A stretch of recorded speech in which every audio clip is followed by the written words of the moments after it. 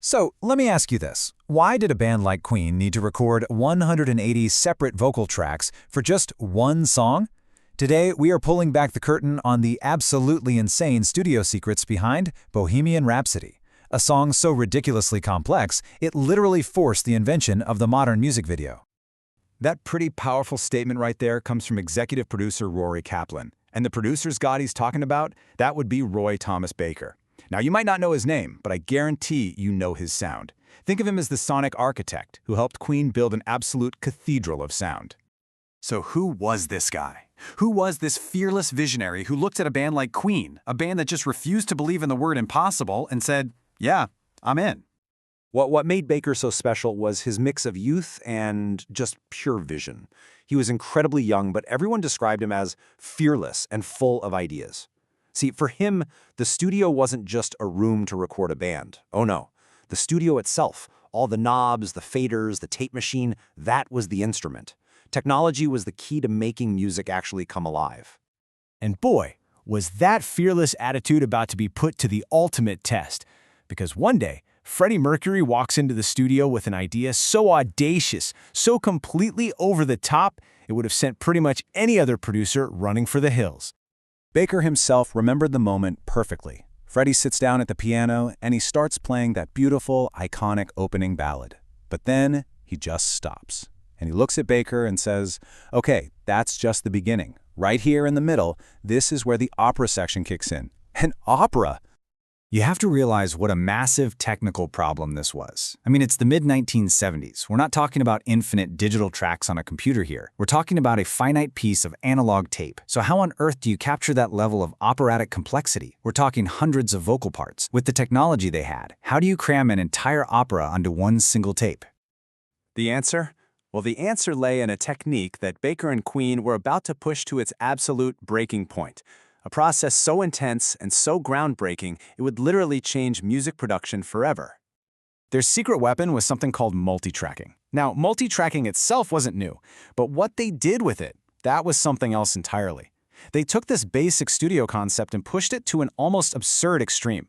They didn't just use it, they basically weaponized it. The process was just painstaking. Imagine this. They'd have Freddie, Brian, and Roger sing a bunch of harmonies, filling up every single available track on the tape machine. Then, they'd mix all those vocal tracks down onto just one stereo track. That freed up all the original tracks, right? So they could go back and record even more harmonies, layering them on top of what they just did. They just kept doing this, over and over and over again.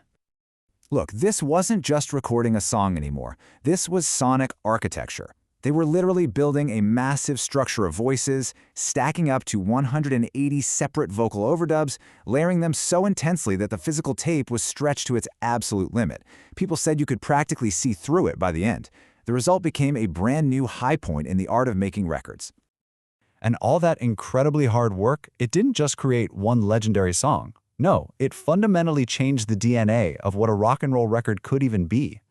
You know, before this, most rock recording was basically about documenting a band playing live. You wanted a clean, direct sound, but what Baker and Queen did was totally different.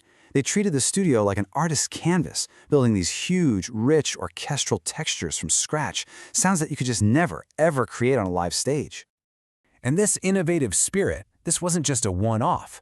Baker took these wild ideas and applied them to other artists.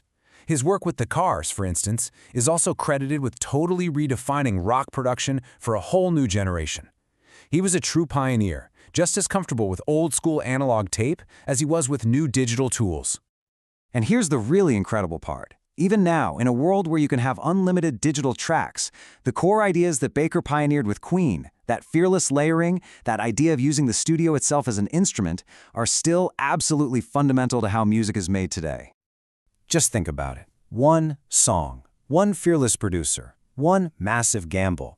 This thing was so complex they couldn't possibly perform it live on TV, so they had to spend £4,500, which was a fortune in 1975, to invent the world's first promotional music video. That single decision sparked the entire MTV era. One gamble, one video, changed everything. So, let me ask you, would you risk that much for a shot at making history? We'd love to hear what you think about Bohemian Rhapsody and the art of just going for it in the studio. Drop your thoughts in the comments below. If you enjoyed this deep dive and you want more stories behind the music and culture you love, do us a favor. Like, subscribe, and hit that little notification bell so you don't miss the next one. Thanks for watching.